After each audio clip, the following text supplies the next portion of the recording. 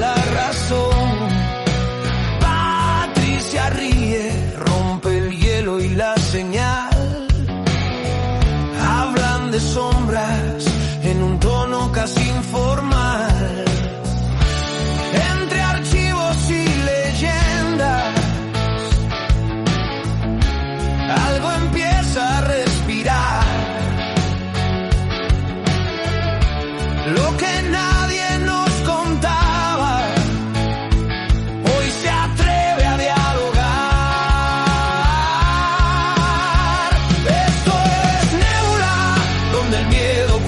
Historias donde el mito abre memorias, lo que callan los de arriba, aquí se atreve a hablar. Nebula, voz de niebla y de frontera, cada caso es una puerta, si te atreves a escuchar.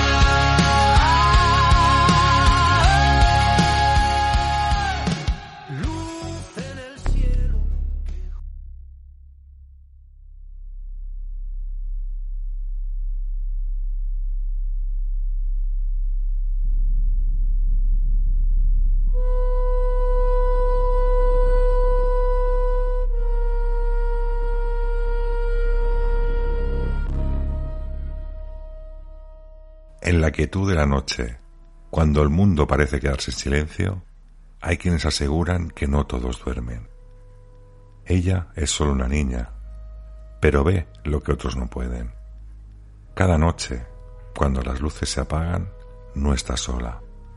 Figuras aparecen en la penumbra de su habitación. Niños de distintas edades, algunos más pequeños, otros mayores. No hablan como los vivos. Sus voces son susurros cargados de algo más. Recuerdos, dolor, secretos. Le cuentan cómo murieron. Al principio fueron fragmentos inconexos, historias que nadie creyó. Pero con el tiempo, algunos detalles comenzaron a encajar. Nombres olvidados, lugares concretos, circunstancias que, de alguna forma, podían comprobarse. Imaginación, una mente extraordinaria o una conexión con algo que no debería cruzar al otro lado. En este episodio de Nébula nos adentramos en un relato inquietante, donde la inocencia y lo inexplicable se entrelazan, porque a veces los misterios más oscuros se encuentran en la voz más inesperada, y lo que esa niña escucha cada noche tal vez nunca debió ser contado.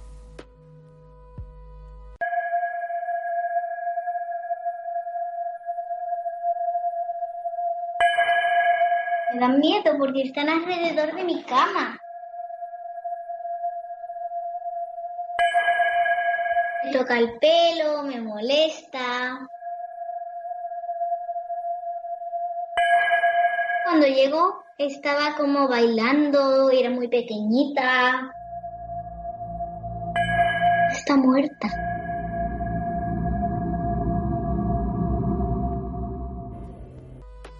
Buenos días, buenas tardes, buenas noches a todos los nebuleros. Nos estáis escuchando, pero nosotros estamos prácticamente en la ciudad de Barcelona y prácticamente a pocas horas de que comience Magic Internacional. Así que nada, en breve, en muy breve tiempo, todos los que os acerquéis a Magic, nos encontraremos, nos tomaremos un café, charlaremos sobre misterios y sobre lo que queráis. Incluso si traéis los libros que tengo yo por ahí publicados, que no lo he dicho, os lo firmaré con todo el gusto del mundo. Pero hoy tenemos una entrevista, aunque estemos en Barcelona, que creo que os va a dejar sin aliento. Yo, como siempre digo, no es recomendable quizás escucharla en la oscuridad de la noche, donde cuando abras los ojos tampoco veas nada. Porque agarraos, que vienen curvas. Buenas noches, Patricia Alonso. ¿Qué tal esta semana? ¿Qué tal estás por Barcelona? Ah, no, que aún no estás, pero estarás. Buenas noches, Raúl. Muy buenas noches, nebuleros. Pues yo creo que a estas horas ya estoy por Barcelona. Son las 7:30 de la tarde cuando estéis empezando a escuchar esto o cuando se haya subido el capítulo. Y yo espero que ya estemos en Barcelona a esas horas. Y nada, pues a pocas horitas ya de estar allí en el Magic y de veros a todos los que vayáis por allí y compartir un ratito con vosotros. Pero bueno, como muy bien has dicho, antes de eso, el capítulo de hoy, o capitulazo, como diría yo. Porque tenemos con nosotros de nuevo a Eduardo Pereira y una historia impresionante, de verdad. Nos ha dejado sin palabras. Os puedo decir que mientras la grabábamos, ha habido momentos en los que se nos ponían los pelos de punta. Así que agarraros esta noche, porque es una historia de esas que por un lado judicialmente os va a indignar, como creo que nos ha indignado a nosotros, pero por otro lado os va a dar miedito, ¿eh? Y dicho lo cual, yo creo que lo mejor que podemos hacer es empezar con esta entrevista, como os digo, sensibles, no la escuchéis a solas, no la escuchéis de noche, porque los niños, con su inocencia, a veces dicen verdades que pueden desequilibrar a la persona más incrédula. Comenzamos.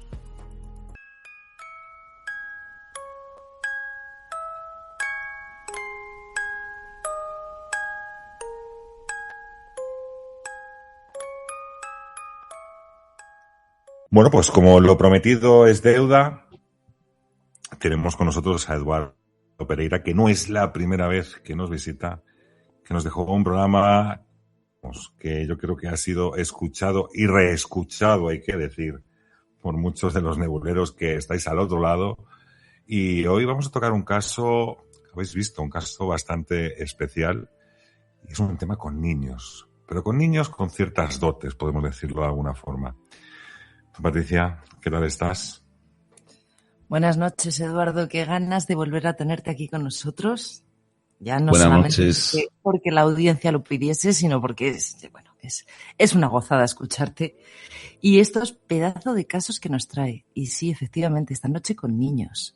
Yo os aconsejo que os metáis en la cama y, aunque haga calor, no sé taparos con la mantita que os va a hacer falta, ¿eh? No sé yo si la idea de meterse en la cama y quedarse a oscuras y ponerse los cascos es la mejor solución para el programa de hoy. Es la mejor forma de escucharlo.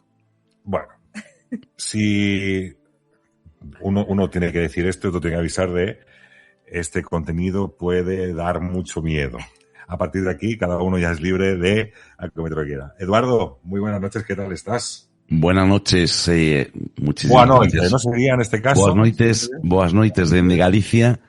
Gracias por invitarme de nuevo y que es un placer siempre estar aquí en Nébula y bueno, y compartir con todo el mundo o todas las personas a las que le gusta el misterio esto que nos une, ¿no? Que es, yo creo que es la parte más terrorífica del ser humano, el miedo a lo desconocido y el miedo a lo que no debe estar ahí. Y en el caso de los niños, pues claro, cuando ellos son los protagonistas de este tipo de fenómenos, pues claro, eso nos asusta mucho más, ¿no? Porque es algo que nosotros, bueno, no todos, pero muchos desconocemos, ¿no? Hay muchos casos de personas, después si queréis, si nos da tiempo, os cuento algo que me ocurrió a mí de niño y que todavía, años, bueno, muchísimos años después, pues ya tengo más años que, no sé, que Abraham, todavía le sigo dando vueltas. Es algo que me ocurrió de niño. Pero cuando nosotros recibimos un mensaje de un padre desesperado diciéndonos y pidiendo ayuda, hablándonos sobre una niña de 7 años, claro, nosotros enseguida nos ponemos manos a la obra y empezamos a charlar con este señor hasta que tenemos una entrevista con la niña, con la madre, con el padre, o sea, con la familia, ¿no? Con el núcleo familiar, y nos damos cuenta de que estamos ante uno de, yo creo que de los casos más impactantes que yo viví en toda mi vida.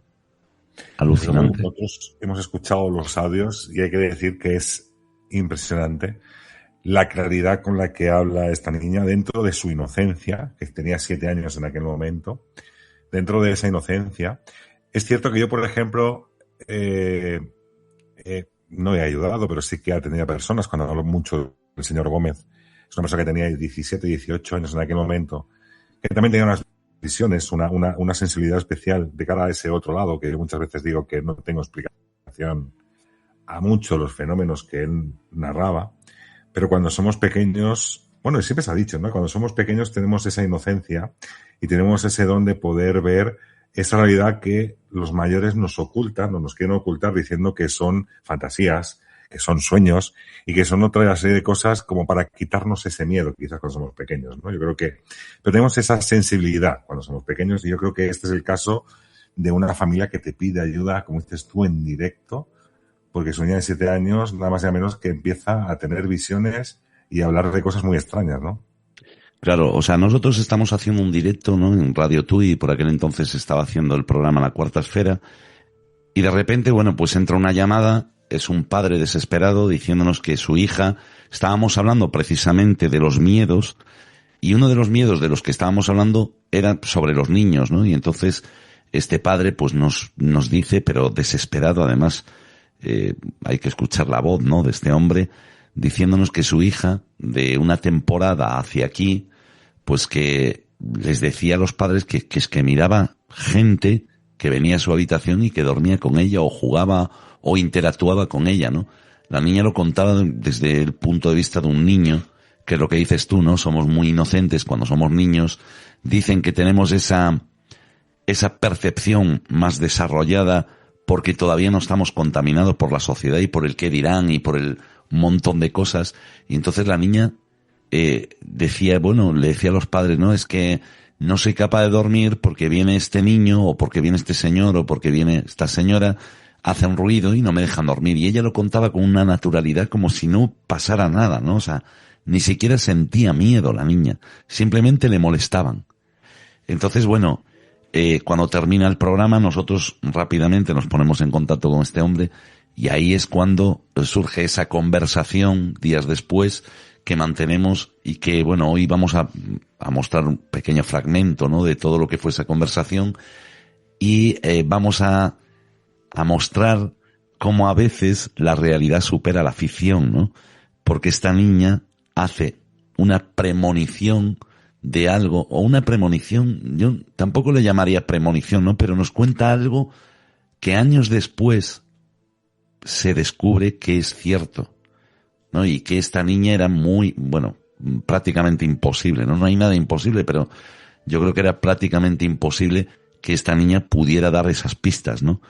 Sobre todo cuando estamos hablando de un fallecimiento y cuando estamos hablando de que esa niña ya podía ver a alguien muy cercano a ella que había fallecido en extrañas circunstancias. Y así lo expresaba ella, ¿no? De hecho, ella nos dijo que la habían matado. Así, tal cual. Por eso quiero decir, porque hay un detonante. Es decir, esta niña, yo entiendo que durante mucho tiempo quizás tenga visiones, ¿no? O que tenga este comportamiento de ver estas cosas extrañas.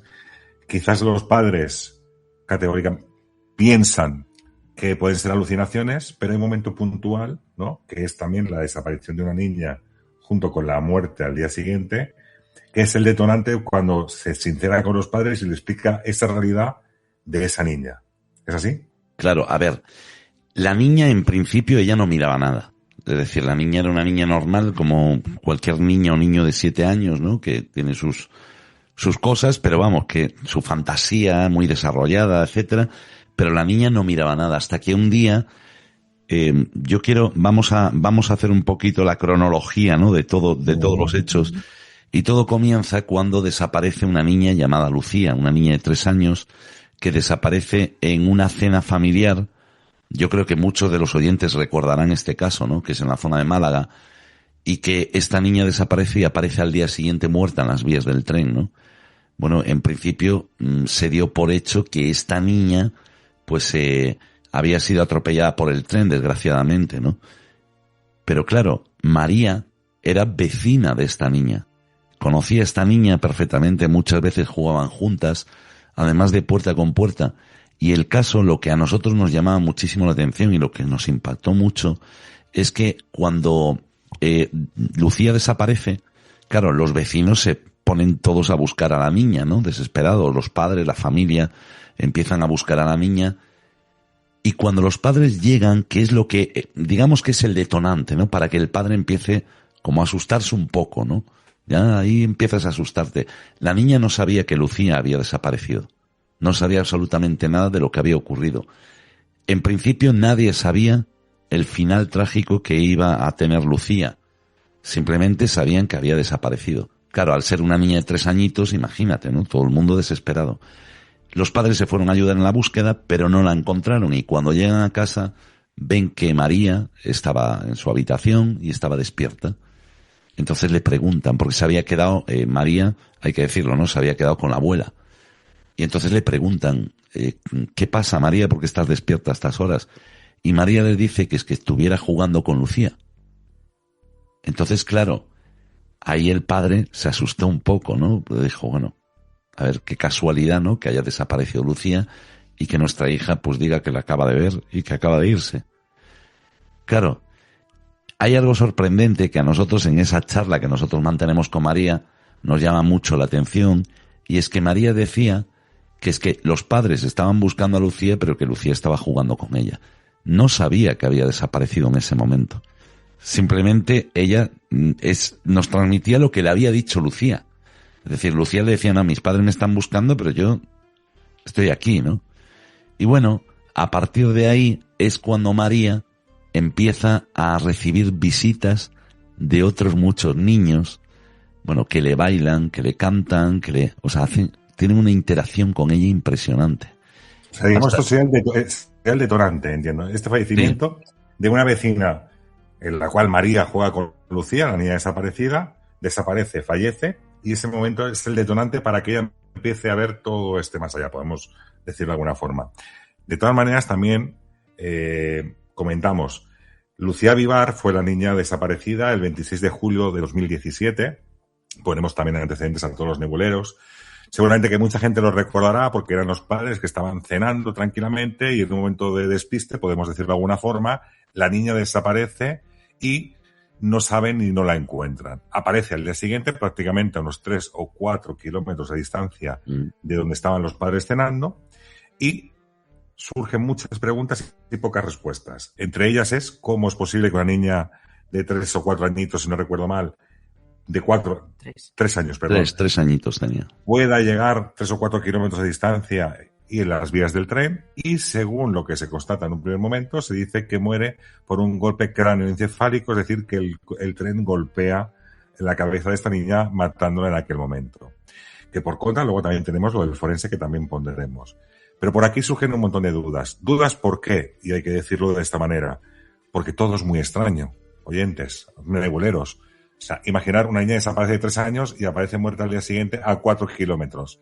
La búsqueda intensa, los padres de María, tantos vecinos buscando desesperadamente a esta niña, y nadie la encuentra hasta el día siguiente aposentada en aquellas vías del tren a prácticamente 4 kilómetros de distancia. Se han hecho investigaciones, los padres evidentemente no creen esa realidad de que la niña se escapara a caminar a 4 kilómetros, porque además creo que los zapatos y los pies no estaban tampoco como si hubiera caminado esos 4 kilómetros. Claro, además que es muy difícil que camine una niña desorientada 4 kilómetros.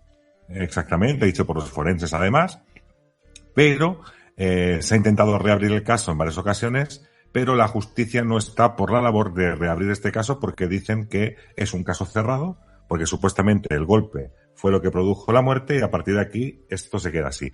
O sea, estamos hablando de una muerte por lo menos un tanto extraña. Y esto, desde aquí, todo el mundo que lo sepa, una muerte un tanto extraña porque hay muchas incógnitas que ni siquiera los forenses son capaces de ponerse de acuerdo. Y luego, como hemos dicho, pondremos la entrevista que le pudiste realizar al forense que le hizo aquella autopsia, y que cuanto más ve cosas extrañas, y yo creo que es lo que sustentan en este caso los padres. A partir de aquí, esta niña, ya hemos explicado un poco así el caso por encima, desaparece, fallece, y María dice que durante esa noche está jugando con ella. Claro, es que María estaba completamente convencida de que la niña con la que estuvo jugando esa noche era Lucía. Y de ahí viene la extrañeza de todo este caso, ¿no?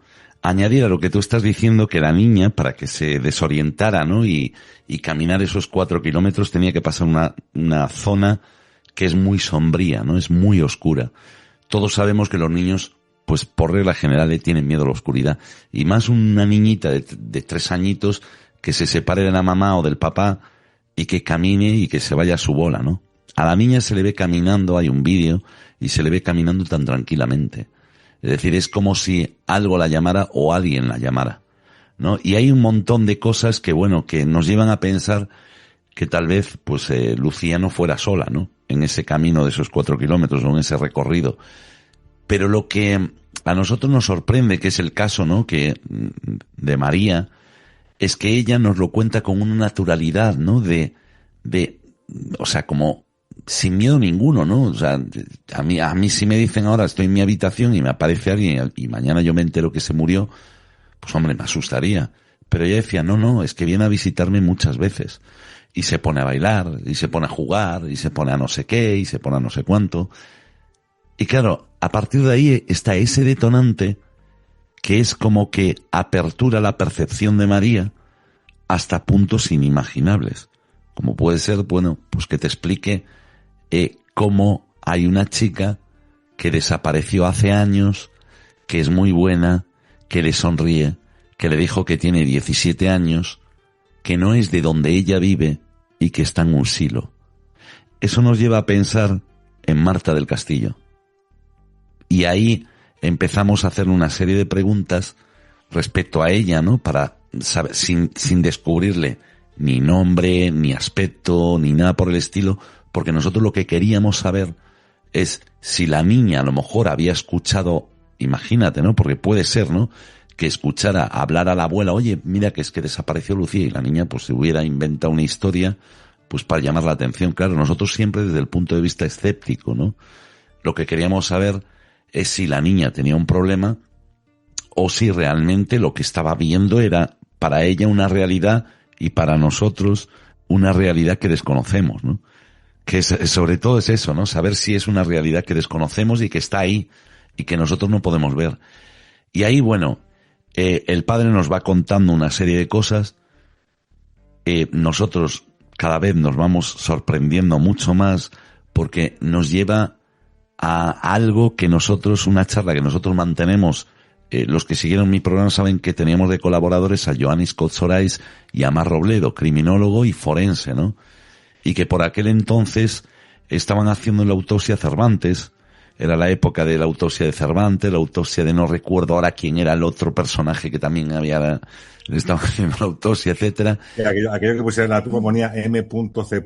Sí. De Cervantes. Y claro, y ellos nos comentaban, nos decían, ¿no? En petit comité, o sea, fuera de micros y tal, nos decían que lo que estaba diciendo la niña, porque se lo pusimos, ¿no? Para que lo escucharan, y nos decían lo que están diciendo la niña, no podemos desvelar porque está en secreto sumario, pero no está muy lejos de una realidad. No está lejos de la realidad. De hecho, se sospechaba de que Marta del Castillo pudiera estar en un silo. O sea, no ella físicamente, pero sí que, lo vamos a decir sin pelos en la lengua, ¿no? Que había una posibilidad de que fuese incinerada allí y de que allí estuviesen sus dientes, ¿no? Y que serían, pues, de esa manera la única forma de poder saber si Marta del Castillo, que recordemos que no apareció nunca, estaba allí. Y que no daban permiso para entrar en ese silo. La niña nos llegó a señalar el silo. ¿Y quién no da permiso para ese silo? Pues me imagino que la justicia. Me imagino. Pero además tengo entendido que te lo hemos oído a ti y nos has dicho que este silo estuvo trabajando en él, por lo visto, ¿no? Uno de los implicados en el caso. Exactamente. El hermano de Carcaño. Claro, a nosotros todo esto, ahora claro, lo cuentas, son cosas que ya en algunos medios pues salieron algunos detalles, ¿no? Pero por aquel entonces no habían salido y una niña de 7 años no está pendiente de esas noticias, ¿no? O sea, ya está en su mundo y está disfrutando la vida. Y en este caso la niña nos estaba dando una serie de detalles, pero unos detalles con mucha precisión, porque llegó a decirnos dónde era el silo. Y eso nunca salió en ningún medio de comunicación. Eso sí que puedo dar fe, porque intentamos nosotros, por un mapa y el Google Maps y todo este rollo, intentamos localizarlo, y si localizábamos, pues, la zona y todo esto, porque claro, sabíamos más o menos por dónde era, por lo que nos habían contado, Mar Robledo y Joan Escozorais, ¿no? Pero lo que no sabíamos es que hubiese una posibilidad de que esto fuera real, ¿no? O sea, cuando estábamos hablando con la niña nos lo contaba, nosotros de hecho, cuenta que apuntábamos. Marta del Castillo desaparece en el 2009, esta niña no estaba ni encargada. Exactamente, exacto. No había ni el encargo hecho de esta niña. Claro, y después detalles que nos daba, nos llegó a dar, o sea, alucináis, ¿no? Pero nos llegó a decir que había 3 niñas que habían sido asesinadas y que estaban allí. Y nosotros pensábamos, yo le digo, ¿y cómo se llaman? Y dice, no lo sé, no hablan. Y en ese momento yo le vuelvo a preguntar y le digo, ¿pero tú cómo las ves? ¿No? Y dicen, están calladitas en una esquina, pero no murieron aquí en Andalucía. Murieron más hacia arriba. Y claro, digo yo, las niñas de Alcázar. Eso es una posibilidad, ¿no? A lo mejor soy yo que me digo, bueno, pues ya lo relaciono todo. Ya lo relacionas, y ya está, ¿no? Y empiezo a relacionarlo todo. Pero claro, es que había un montón de cosas que ella nos iba diciendo y que después coincidieron con todo lo que era la investigación de, por ejemplo, os voy a poner un ejemplo muy fuerte, pero es que es así. Jeremy Vargas, ¿no? Cuando desaparece Jeremy Vargas, que bueno, después supuestamente cogieron a la persona que lo hizo, ¿no? Hace muy poco. Vale. En ese momento hay unos forenses, que son los mismos, que están en esa investigación. Y entonces yo recuerdo que yo estoy grabando con ellos un programa, estamos haciendo una grabación porque ellos tenían que trabajar el fin de semana, nosotros emitíamos en directo, pero había cosas que había que ponerlas en falso directo, ¿no? Lo que se llama falso directo. Entonces yo estoy grabando con ellos, los llaman por teléfono, se tienen que largar en medio de la grabación, se cogen un avión y se van a las Islas Canarias. Y en las Islas Canarias se van porque se había encontrado un cadáver y tenían que saber de quién era. Y pertenecía a un niño que había desaparecido en 1980, ¿no? Y entonces, bueno, esta niña nos daba detalles. Esta niña hablaba de todos esos niños. Y yo decía, bueno, esta o se ve el informe semanal entero. O sea, claro, o sea, porque es lo que piensas, dices tú, bueno, o es de estas chiquiviejas que se sientan y se ven todas las noticias de pe a pa, o cómo sabe esta niña todas estas cosas. Pero ojo, esto aún no había ocurrido. Cuando ella nos lo cuenta, no había ocurrido lo del hallazgo de este cadáver. Pero ahí, bueno, días más tarde, hablando con estas personas y tal, ¿qué tal fue todo? ¿Cómo fue? Y dicen, y es cuando nos dicen, ¿no? Era un cadáver de 1980 aproximadamente, lleva muchísimos años muerto, ¿no? Y bueno, se encontró, sin cráneo, tal, ¿no? Bueno, nos da una serie de detalles que la niña nos decía. Entonces ahí es cuando yo relaciono y digo, coño, esta niña me está hablando de esto. Me está hablando de que apareció el cadáver de un niño sin cabeza. Y ahora, de hecho... Lo que, sí, que te preguntaba antes, fuera de micro, no, porque hablamos por micro también igualmente, pero que te preguntaba antes, que da la sensación de que esta niña, estos críos desaparecidos, parece que estos críos muertos o asesinados, parece que van buscándola a ella para comentarle algo, para estar con ella. Es que te preguntaba si había más visiones aparte de niños desaparecidos muertos trágicamente o asesinados. No, ella tiene varias apariciones. De hecho, mira, ellos son una familia muy religiosa, ¿no? El padre pertenece a una cofradía y, bueno, pues celebran la Semana Santa como a lo grande, ¿no? Y todo esto. Y entonces hay un momento en el que ella nos habla de que le aparece un señor en una cama, o sea, una de las camas, ¿no? Ella duerme en una habitación con camas gemelas y que está sentado ahí sin parte de arriba, sin parte de abajo, con el típico, vamos, el arquetipo de Jesucristo. Entonces, y nosotros le decimos, ¿no? ¿Quién es esa persona? Porque queremos saber, yo le digo, mira, ¿y quién es ese señor? ¿No? Para ver si ella nos dice, pues mira, Jesús. Y la niña nos decía, no sé, pero es muy bueno, a él le hicieron mucho daño. Claro, nos estaba diciendo que, de alguna forma nos estaba diciendo Jesús, pero no nos lo decía con nombre, ¿no? Con nombre propio. Entonces nosotros ahí sí que llegamos a tener alguna duda, ¿no? En cuanto a, bueno, posiblemente la niña, como creen tanto en estas cosas, quiere llamar la atención, porque hay que decir que tenía un hermanito de 10 meses que había nacido malito y los padres estaban muy pendientes de él, ¿no? Y dormía con ellos, y entonces la niña que pudiera tener celos y yo qué sé, para llamar la atención, ¿no? Para que el padre durmiera con ella, porque era lo que hacía el padre, ¿no? Desde que la niña le pasaba todo esto, pues a lo mejor de alguna forma encontró ahí la manera, ¿no? De que los padres le hicieran caso.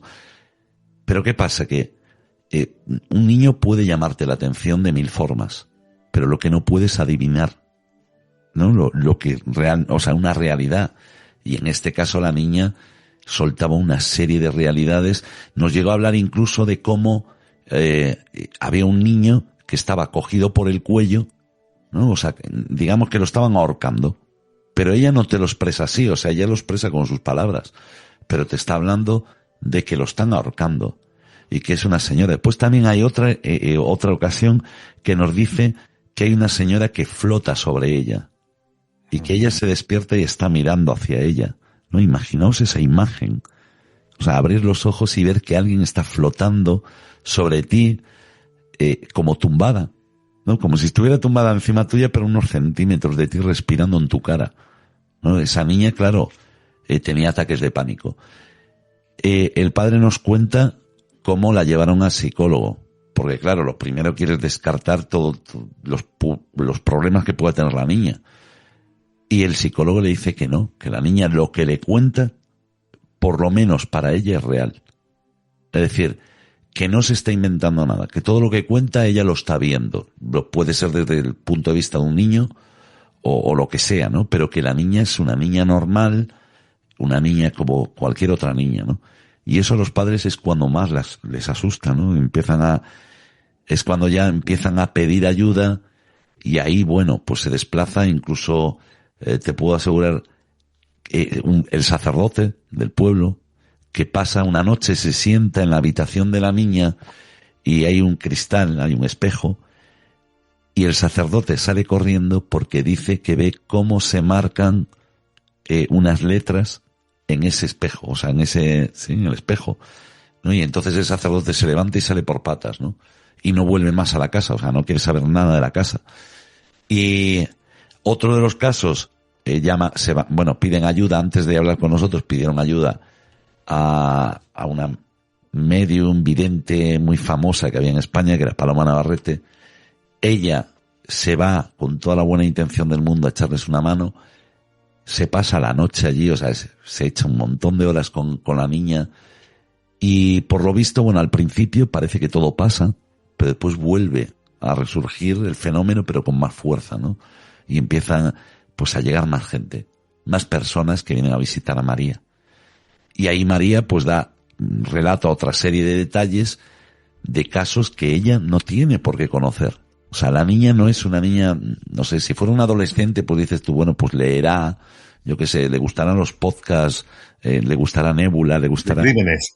Claro. Los podcasts de crímenes y de niños, ¿no? Claro, pues escuchará Nébula y escuchó este caso y tal y se lo cuenta a otro, ¿no? Pero no era el caso, ¿no? Era una niña normal y corriente y estamos hablando de una época en el 2017-18 pues que yo creo que el podcast todavía estaba en pañales, ¿no? O sea, que en España empezaba un poquito el auge y tal, pero todavía estaba ahí en pañales, ¿no? Pero que esta niña te cuente todos esos detalles, que nos llegue a decir que a Lucía la mataron sin saber absolutamente nada. Estás diciendo que a Lucía la mataron. Ella decía eso. Claro, Ella decía... lo que estamos hablando de que en un principio la justicia lo tiene como un accidente. Claro, como un accidente, lo tienen como un accidente. Pero cuando escuchemos lo que cuenta el forense, nos vamos a dar cuenta de que incluso la medicina da la razón a lo que dijo María. Pues vamos a hacer un pequeño punto. Vamos a escuchar qué dice el forense. Uno de los... voy a aclarar una cosa. Establecer la data de la muerte con exactitud matemática es muy difícil. Entonces, la hora de la muerte que yo fijo es aproximadamente. Puede ser unos minutos, arriba o abajo. Bueno, lo segundo... ¿Qué errores se han cometido? Miren ustedes, cuando se analiza la hora de la muerte de la niña, se estudia la cantidad de potasio que había en el ojo. Pero he aquí que utilizan unos valores de hace más de 20 años, casi 30 años, por Dios. La ciencia avanza, se moderniza, y nosotros, en vez de usar métodos de hace 30 años, hemos usado métodos del año pasado. ¿Eso qué significa? Que hace 30 años era imposible, y así lo dice el Instituto Nacional de Toxicología y los médicos forenses, era imposible determinar la data de la muerte en niños, en personas tan jóvenes. Eso era hace 30 años, y eso es lo que han usado. Ahora nosotros hemos usado unos modernos estudios del Instituto Karolinska, en el cual y una serie de investigaciones en la cual se establece la data de la muerte desde los 0 años, es decir, desde meses hasta los 91 años. Entonces nosotros establecemos que la niña falleció, por supuesto, aproximadamente pues a las 5:05 de la mañana, antes de que el tren pasase. Pero además otra cosa muy importante. Sí. La niña cenó aproximadamente, se lo voy a decir de memoria, no me hago mucho caso, pero por ejemplo a las 10:30 de la noche aproximadamente cenó. ¿Cómo es posible que cuando le haga la autopsia no haya ninguna digestión de esos alimentos, esté el estómago repleto de alimentos sin digerir? Mire usted, nadie puede tener, estando vivo y estando sano, alimentos en el estómago tantas horas como desde que la niña desapareció hasta que pasó el tren. Es imposible, porque el estómago tenía plena comida de la cena. Puede ser por 2 razones: porque murió en la primera media hora de desaparecer, murió en la primera media hora, o porque recibió un golpe en la cabeza que la quedó inconsciente, o que ya la hirió gravemente, y en esos casos se paraliza la digestión.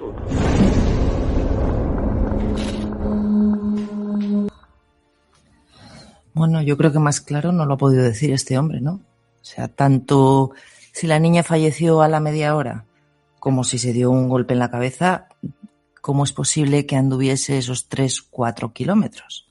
Porque la tuvo que llevar su tiempo a hacer esos kilómetros. La digestión ya hubiese empezado, ya... Claro, y además hay que decir algo y añadir algo, ¿no?, a lo que él dice. Cuando un cuerpo fallece, deja de hacer la digestión. Ella todavía tiene alimento, eso significa que murió poco tiempo después de la desaparición, y no por la mañana cuando el tren pasa. Es decir, era imposible que el tren le diera un golpe porque no pasó nunca, hasta muchas horas después, ¿no? Como él dice, y lo dice mejor que nosotros porque lo sabe mejor que nosotros, es imposible que en tantas horas la niña no hubiese hecho la digestión, desde las 10 de la noche hasta la mañana siguiente que la encuentran. Claro, porque él dice 10:30, la niña cena. La niña desaparece. Se encuentra por la mañana antes de que pasa el primer tren. La suma de horas te da que tenía que haber digerido esa cena desde las 10:30. Por supuesto. Eso quiere decir que, según palabras del forense, ha muerto media hora después de su desaparición. Exacto. O, por lo menos, ha quedado inconsciente, que de manera inconsciente tampoco ha dicho que se realiza lo que sería la digestión. Es lo que te digo, y en esa media hora no ha podido andar 3 o 4 kilómetros una niña de 3 años. Claro, exactamente. Y más una niña desorientada, que haga esa distancia en línea recta. Es decir, un niño, aunque tenga 3 años, o sea, el ser humano se orienta, ¿no? Entonces la niña, en las vías del tren, o sea, en el lugar donde ellos están, la niña puede coger hacia la derecha o hacia la izquierda, pero ella sabe que papá y mamá están detrás de los pasos que ella dio. Entonces la niña, si se asustara, es decir, si hubiese ido sola, se asustaría y daría la vuelta y se volvería. Aunque después la encontraran, pues vagando por ahí, ¿no? Pero la encontrarían. Hay otro detalle. Los familiares salen, pues creo que son 1 minuto después, 2 minutos después a buscarla. Y no alcanzan a una niña de 3 años. O sea, eso es lo que a mí me choca mucho, ¿no? Porque la desesperación. O sea, de hecho hay un vídeo en el que se ve como la familia sale corriendo, buscándola por todos lados y ya no la encuentran, ¿no? Después hay unas imágenes que salieron en algún medio de comunicación que se ve a un hombre, se ve a alguien, que después se dice que puede ser una de las personas que estaban buscando a la niña, pero realmente nunca se comprobó que ese alguien fuese uno de las personas que la buscaban, ¿no? Y tampoco se puede comprobar, pero porque se ve bastante negro y va con una linterna. Sí, claro. Yo he visto el vídeo y es verdad que se ve primero, toda la razón del mundo lo que estás diciendo. Los pasos de la niña de 3 años no corresponden con los pasos, es decir, la zancada que tiene un adulto. Exacto. Evidentemente, un adulto recorre más recorrido en menos poco tiempo simplemente por la zancada que tiene. Y a mayor zancada, mayor recorrido en menos tiempo. Con lo cual, sería muy fácil encontrar a una niña, pongamos desesperadamente, a cientos de metros, que me parecería una exageración, pero pongamos cientos de metros. Y lo segundo es que ese vídeo te está marcando cómo se ve la niña y cómo a los pocos minutos aparece ese hombre que si nos ha cruzado es de milagro con la niña. Claro, y que después tú piensas que se movilizó medio pueblo. O sea, no es que tardaran un día o media hora no. O sea, en minutos estaba un pueblo entero volcado en la búsqueda de una niña de 3 años. Claro, si la niña muere la mañana siguiente, ¿cómo no la encontraron? O sea, que tuvieron muchas horas para encontrarla, ¿no? Si fuese real, ¿no? La hipótesis, ella estaba escondida. Porque eso, María nos lo dice. Es que ella estaba escondida. Pero no que la niña se escondiera. Yo creo que lo que quería decir María es que la tenían escondida. Porque, a ver, la niña no se va a esconder si papá y mamá la están buscando y llamándola. No se va a esconder, bueno, venga, me voy a esconder y mañana por la mañana salgo, ¿no? O sea, es que eso no cabe en ninguna cabeza, ¿no? Por muy pequeñito que sea. Enseguida se asustaría, escucharía la voz de mamá y saldría a brazos de mamá y ya está. Pero no fue así. Entonces, claro, diciendo lo de María, hay un momento que tú has dicho, la mataron. Sí. María, ¿qué dice de todo esto? Claro, ella nos lo dijo así, ¿no? De repente nos espetó, es que a Lucía la mataron, ¿no? Como si fuera un secreto, como si fuera algo que no quería que los demás lo escucharan, ¿no? Y a nosotros ahí te puedo decir que se nos pusieron los pelos de punta, porque nosotros todavía no sabíamos las hipótesis que había, el forense no había hablado, o sea, no había salido nada, pero claro, cuando lo hizo así, de esa manera, ¿no? A nosotros nos asusta, nos sorprende. Y días después o meses después, yo creo que fueron meses después, es cuando este forense rompe el silencio y dice lo que piensa. Y entonces ahí es cuando nosotros decimos, ostras, que María estaba diciendo algo que no está lejos de la realidad. Además, yo recuerdo televisión que se quedó mucho con el caso de la desaparición de la niña, que se hablaba que si los padres estaban más pendientes, menos pendientes, que encima culpando también, como diciendo a los padres, que hacen bastante culpa, tienen que tener estas personas, pero como para que 4 periodistas, lo siento, tengo que decirlo así, porque a veces me ofusca las afirmaciones que hacen muchos, ¿no? Porque a veces es verdad que a lo mejor los padres pueden cometer errores, pero a veces los periodistas con ciertas alusiones pueden cometer errores más graves todavía, ¿no? Sobre todo en el tema psicológico. Y se habló mucho de este tema, y sí que se habló, recuerdo, de la duda que existía por el tema de los 4 kilómetros, esa distancia que había recorrido la niña, cuando los pies no marcaban ningún tipo de herida, haber caminado por las vías, parece ser que en algún momento también pudo caminar descalza y no había marcas de que podía haber caminado descalza. Había ciertas incógnitas que quedaron un poquito como en el aire, pero se cerró sumamente rápidamente este caso. Incluso ¿por qué cruzar? Claro, incluso ¿por qué en este caso, no, Lucía decide cruzar la vía? ¿No? O sea, es que vosotros pensar que en los arcenes de las vías de tren, yo no sé por ahí, ¿no? Por Málaga, pero por ejemplo por aquí hay una altura considerable. Entonces, claro, que la niña de repente se le dé por bajar allí, o sea, es que dices tú, bueno, ¿y por qué le dio por bajar ahí, no? O sea, y es más, en el vídeo se ve que la niña sigue a alguien. Es que yo estoy convencido de que sigue algo a alguien, porque se ve que la niña va detrás de algo. Es decir, va demasiado confiada, ¿no? Y demasiado, o sea, va en una dirección fija. No sale y se queda mirando y no, es como si siguiera a alguien, ¿no? Que le haya dicho, ven. Entonces, claro, bueno, se investigó de todo. Se investigó a los padres, se investigó a todo el mundo, se criticó a los padres, se criticó a la familia, se criticó a un montón de gente, pero al final los encargados de decir si el caso se reabre o no dan el visto bueno. Y entonces, claro, dices tú, bueno... Eso es algo que yo no puedo entender. O sea, nosotros, simples mortales, o sea, estamos viendo claramente que son cosas que no cuadran. O sea, cuanto más ellos, que son unos profesionales, o sea, se tienen que dar cuenta de todas estas cosas, ¿no? Y más después de haber hablado el forense y decir lo que ha dicho. O sea, que es algo que está claro, que esa niña no se marchó sola por su propio pie. No fue una muerte fortuita, digamos. No, claro, es que, a ver, además, yo creo que en lo que se está pecando es que en el que no son sus hijos. Entonces ellos no lo sufren. Sí, nosotros, para esta gente, seremos un número y ya está. Y bueno, pues mira, ahora ya está, no se puede hacer nada, ya no se puede arreglar. Pero yo creo que deberían abrir la investigación porque es algo que, como tú bien dices, ¿no? Nosotros siempre mortales que no tenemos ni idea de cómo van estas cosas de criminología y tal, y que digas tú, bueno, es que se ve muy claro, ¿no? O sea, una niña de 3 años, joder, quien tiene un niño o quien tuvo, porque ahora ya son adultos a lo mejor, ¿no? Como en mi caso, pero yo tengo 2 hijos y joder, con 3 añitos yo le daba alcance en 2 zancadas, ¿no? O sea, vamos, y que de repente salga un pueblo entero y no lo encuentren. O sea, estamos hablando, a ver, aunque sean 4 kilómetros a la redonda, imaginaros, se hace muy grande, claro, es un espacio muy grande, pero es que nadie vio a la niña, ni siquiera algún vecino, porque tú vas caminando y tú te encuentras o te cruzas con una persona adulta y de repente te dicen, no, es que se escapó de casa, hombre, que este señor, y tú dices, pues mira, no me fijé en su cara, pero tú ves a un niño de 3 años de noche caminando solo y te vas corriendo a echarle los brazos, a decir, bueno, este niño aquí...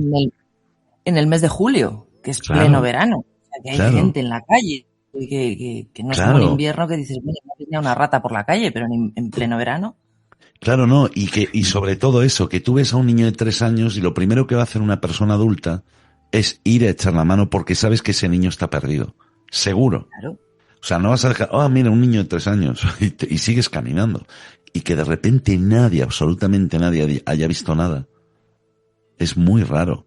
Después, lo que decía Raúl, ¿no? En el caso de que no hay marcas de que la niña haya caminado todos esos kilómetros, porque la niña no se haya asustado. O sea, 4 kilómetros caminando, que haga cualquiera la prueba.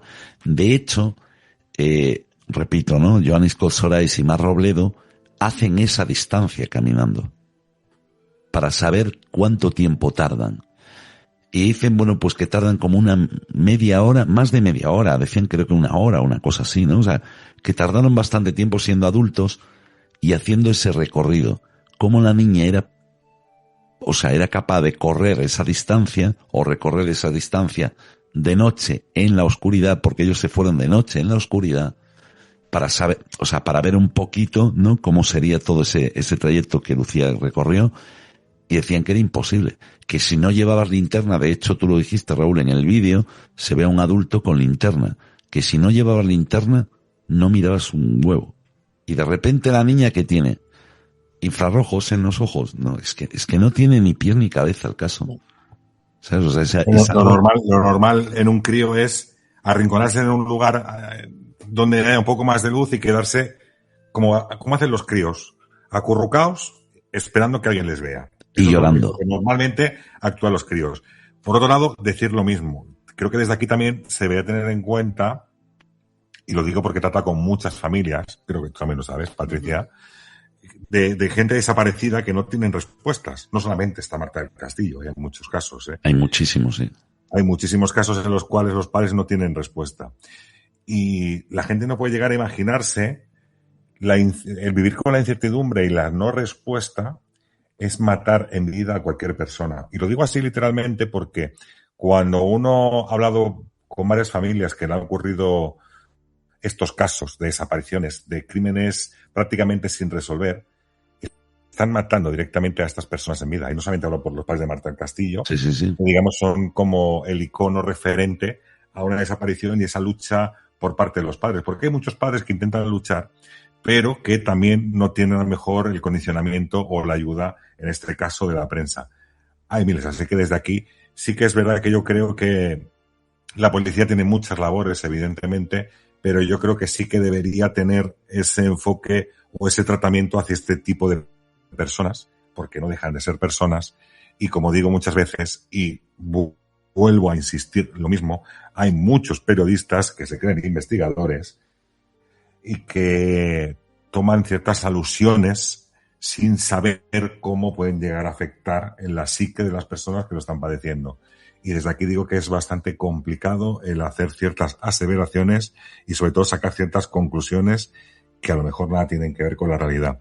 Es más, yo te voy a decir, yo he trabajado en urgencias y emergencias, he tratado con personas que se han suicidado en un momento puntual y he tenido que atender a las familias, y una de las cosas que siempre se me ha dicho para atender a estas familias es que cuando se sienten culpables o no se sienten culpables, yo no soy nadie, ni un juez ni nadie para dictar sentencias si son culpables o no son culpables. Es decir, ni le puedo dar ni quitar la razón, simplemente estar ahí. Entonces considero que muchas veces estas noticias o ciertos argumentos que dan ciertos personajes de medio pelo, que le digo yo, me parece que no son los adecuados y no son los prudentes. Y bastantes menos muertes quizás hay porque no se lo tomarán del todo en serio, o a veces apagan la televisión cuando estas familias ven a tontos del culo hablando de tonterías del culo que no tienen nada que ver. Pero bueno, ya me he desquitado de esto porque ya tenía ganas también de desquitarme de estas cosas que a veces veo en televisión, que yo necesito a veces expresarme de esta forma. Pero bueno, volviendo a María, que es lo que se trata, yo creo que también podemos escuchar al padre en este caso, ¿no? Quizás, ¿te parece? Sí. ¿Cómo comenta o cómo argumenta y qué es lo que nos dice sobre el referente de María? Vamos a ello.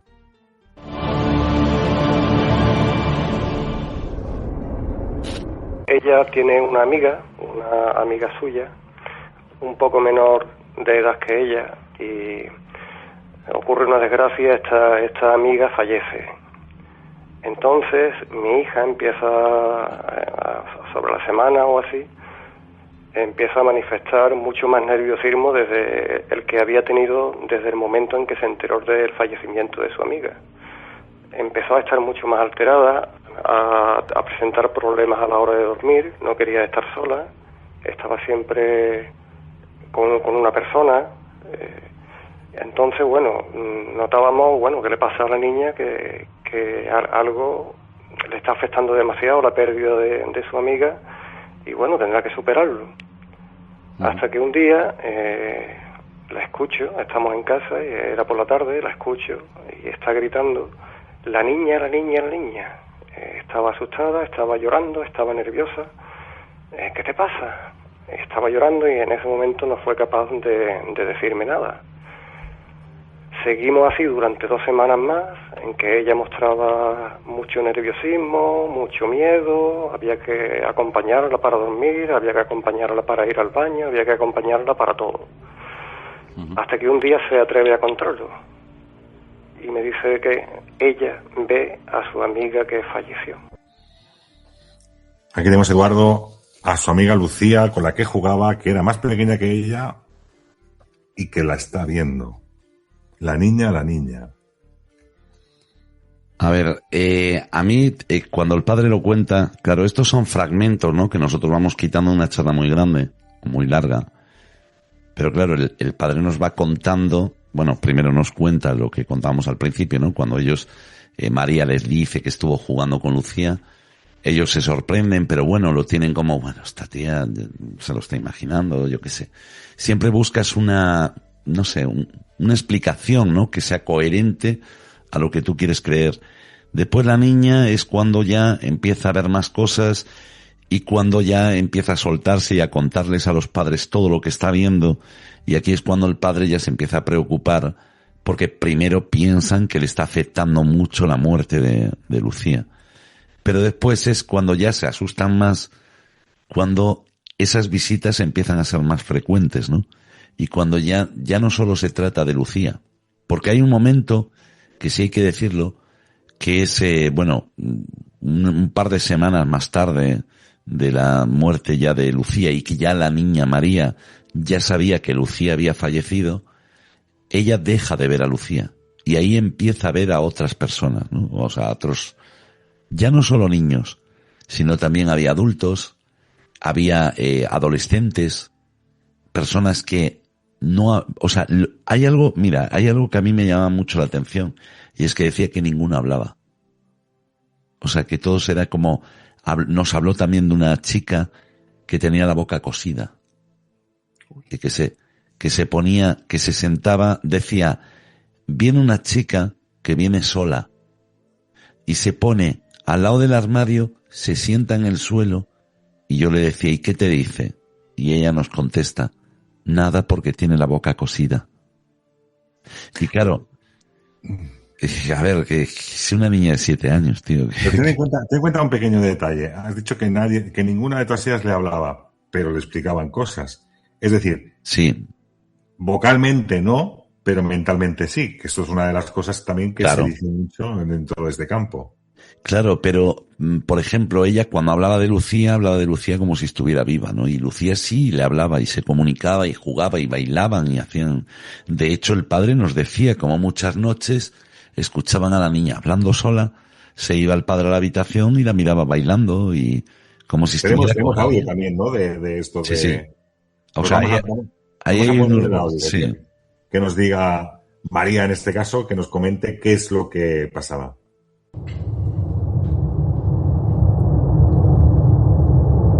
Vienen con normales, algunas veces vienen una, ahora hay otra que se ha añadido. La que me ha venido hace poco no la conozco de nada, y la chiquitita que duerme al lado mío así muy pegado, esa tampoco. La chiquitita que duerme a su lado tiene una característica, y es que no tiene pierna. O sea, es que es muy tétrico, ¿no? O sea, tú lo escuchas o sea, es algo súper tétrico, ¿no? Que te estén diciendo y que te esté contando, pero la niña ya ves que lo cuenta con una naturalidad. Claro, eso te iba a decir, que lo cuenta tan tranquila, ¿no? O sea, no se la ve que esté asustada ni que le parezca algo raro, o sea... No, es algo como que lo tiene asumido, como que algo normal para ella. Claro, ella a la única persona, o sea, de estas apariciones, ¿no? Que le tiene miedo es a la que, ella ve que agarra, o sea, tiene siempre a un niño colgado por el cuello, ¿no? Y yo creo, con los años, que es la representación de ese asesino. Porque yo estoy convencido de que a Lucía alguien estuvo ahí y tuvo que ver, ¿no? O sea, yo no soy nadie, no tengo pruebas, pero sí que yo creo, ¿no? Por todo lo que se sabe del caso, yo creo que hubo alguien y que la niña de alguna forma lo representa así, ¿no? O sea, como nosotros podríamos decir, bueno, es alguien del más allá que viene matando gente. No, a lo mejor es la representación, ¿no? De hecho, hay un audio en el que ella dice, como es el número 8, como esta aparición pues tiene siempre a un niño cogido por el cuello. Pues vamos a escuchar entonces a María.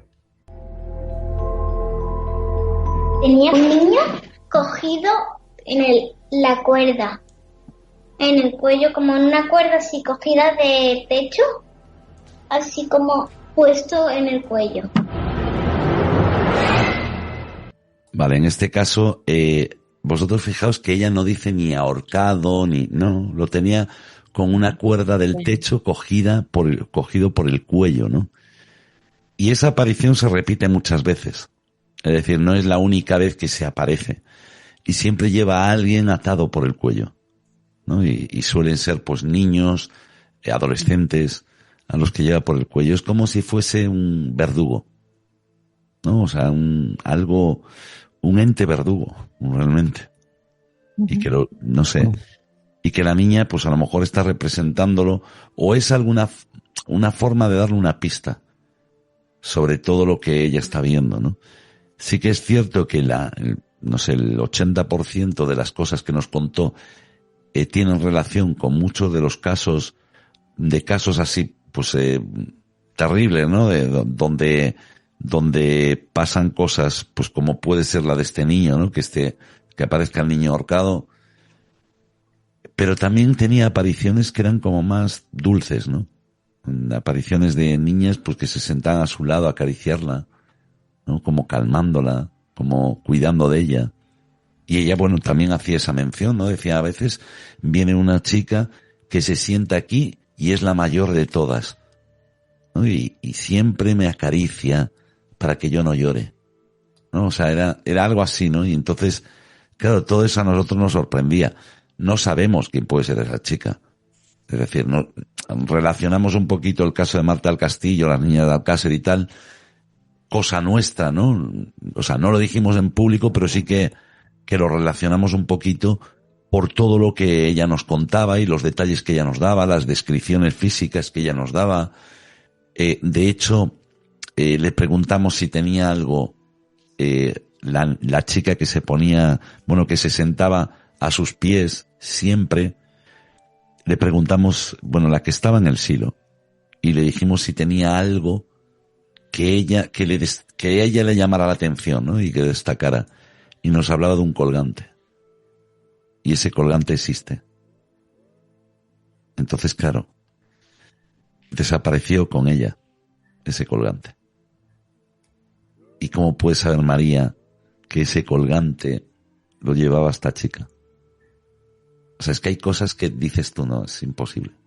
Pero después sí supimos, además por voz de la familia, supimos que sí, que tenía ese colgante. O sea, es que es algo, ya te digo, a mí me alucina, y es un caso que a mí me llamó mucho la atención precisamente por eso, ¿no? Por la cantidad de detalles, de pequeños detalles que iban construyendo una historia que tenía mucho que ver con la realidad. O sea, a mí se me está viniendo ahora a la cabeza, bueno, ya sabéis que yo cuando escucho, ya lo saben todos los nebuleros, ¿no? Que yo me pongo en mi mundo. La película, El sexto sentido, uh-huh. Cuando el niño realmente asume lo que le está pasando, es cuando empiezan a presentarse, digamos, que todos esos niños y todas esas personas del más allá, ¿sabes? Como para contarle lo que les ha pasado.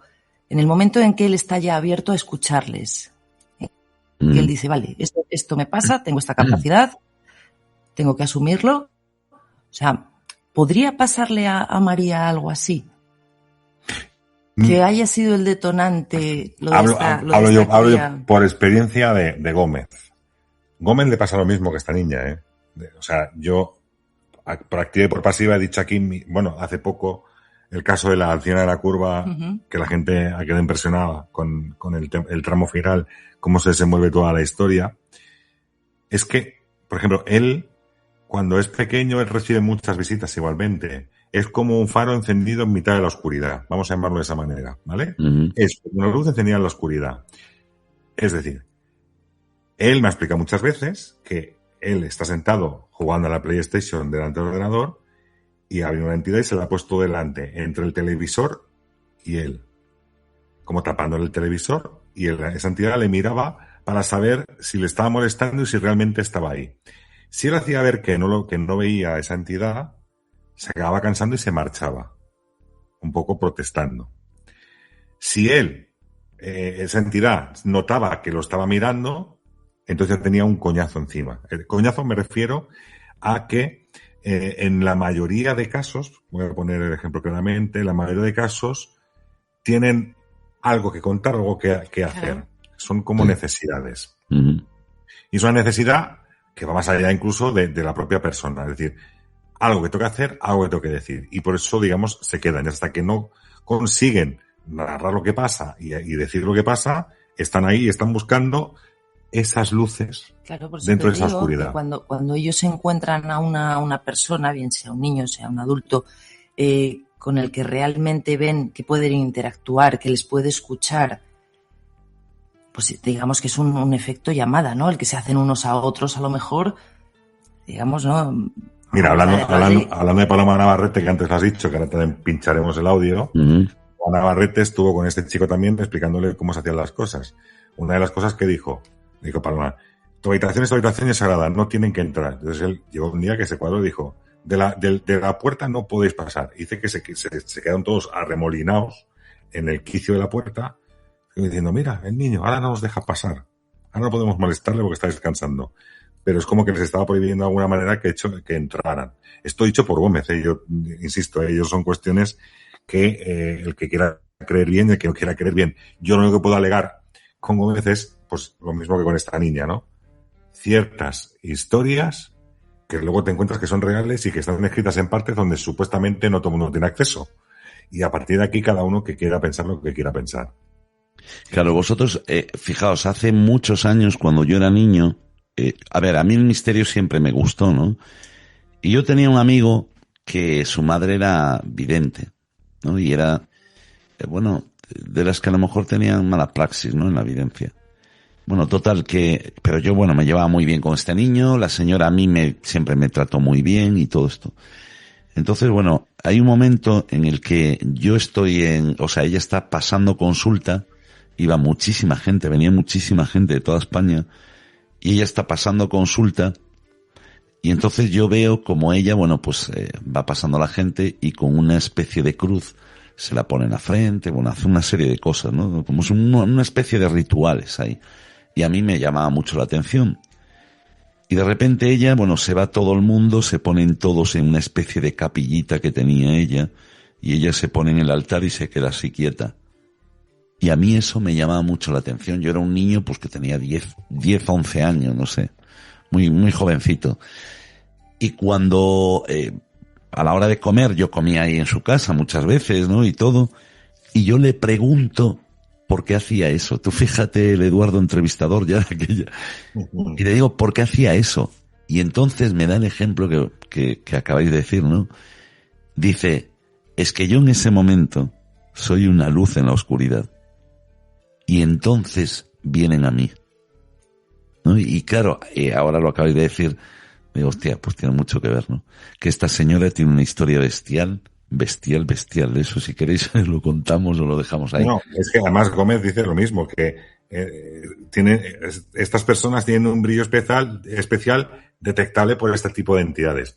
Mira, hay una cosa que me impresionó mucho y es que enfrente de su edificio estaban haciendo unas reformas o construyendo un edificio y de golpe él empieza a escuchar jaleo en la calle y tal, pero él pasa por su pasillo y en su habitación, al pasar por el quicio de la puerta, mira hacia adentro y en la cama sentado ve un tío completamente ensangrentado y se lo queda mirando y dice, ¿qué hago yo aquí? Si hace un momento estaba trabajando en la obra, y dice, ¿qué coño hago yo aquí? Pero tal cual, sí. Palabras textuales. Y nada, entonces él se asoma y se da cuenta de que un obrero se ha caído del andamio al suelo y se ha matado. Ese mismo obrero es el que tenía sentado en su... Claro, en un segundo había pasado de estar en la obra a estar sentado en la cama de este chico. ¿Por qué? No tengo ni idea, pero ahí estaba. Es que son cosas que... Tú fíjate que esta señora, para poneros un ejemplo, ¿no? De la capacidad que tenía, el médico no quiso ir a firmar su defunción el día que murió. Ella decía que iba a fallecer con 43 años y falleció con 43 años. Y el médico se negó a entrar en la casa. Porque, tenía fama de hacer muy mala praxis, ¿no? Pero yo vi cosas muy chungas de esta señora. Muy, muy chungas. Un día, si queréis, hablamos de mediums y todo esto. Y que es un temazo. Bueno, y antes has comentado, hablando de mediums, que los padres toman la decisión, ¿no? En este caso con María, de acudir en busca de ayuda, a nivel psicológico, a nivel incluso de medium, ¿no? Como has dicho con Pablo Navarrete. Sí. Vamos a escuchar al padre, si te parece, cómo explica ese tipo de ayuda. Acudimos a la consulta de un psicólogo, la vio en un par de ocasiones, la niña no tiene síntomas absolutamente de nada, es una niña normal.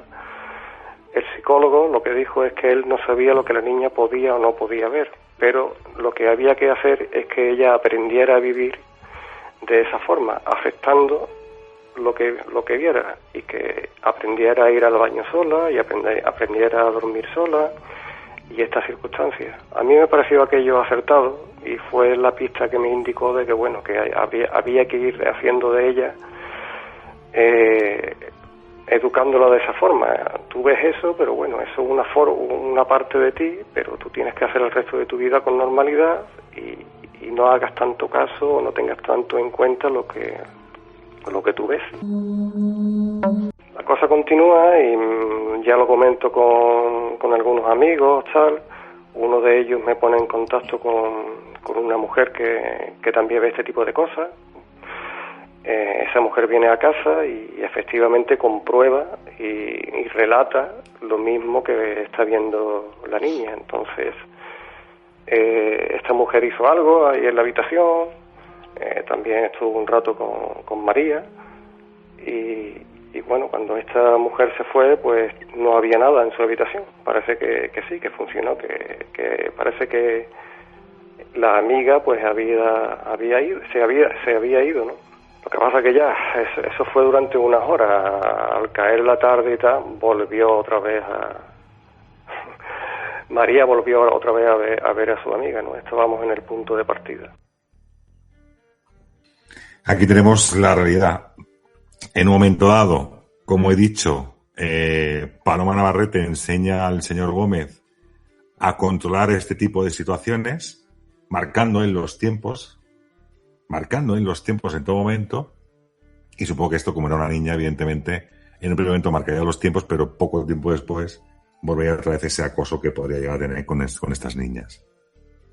Llegó a contar que había un hombre que le hacía cantar. O sea que había, es que yo creo que había esa figura, ¿no? Esa figura de maldad, ¿no? En esas visiones que ella tenía, que había alguien, no sé, la representación de esa maldad. Es que no sé cómo explicarlo, ¿no? No sé si es porque la niña de alguna forma representaba lo que ella, a ese ser o a esa persona que le había hecho daño a su amiga, la representaba de alguna manera, y era siempre un hombre, pues, que según ella, iba vestido de negro. Es decir, también el arquetipo del hombre del sombrero, pero sin sombrero, ¿no? Y que siempre estaba ahí, mirándola seriamente, y estaban todas esas chicas y chicos que le aparecían, porque también le aparecían niños, ¿no? Varones, no siempre eran mujeres, ¿no? Pero siempre estaba él ahí, que era algo que también nos sorprendía. Y nosotros le decíamos, y cuando es así, ¿por qué no sales de la habitación y te vas a la habitación de tus papás? Y decía, porque se pone delante de la puerta para que no salga. O sea, para que no salga ninguna de ellas, ¿no? O sea, para que ninguna se fuera. Entonces, claro, mira, todo eso... Uf. Me estás recordando un caso, mira, fíjate, esto está dando de sí, ¿eh? Me estás recordando un caso que fui a una casa de una enfermera, porque pasaban muchas cosas. Ella tenía visiones y sobre todo sueños y pesadillas donde tenía unos ojos muy abiertos y muy fijos mirándola en todo momento. La vida no le funcionaba del todo como tenía que funcionar.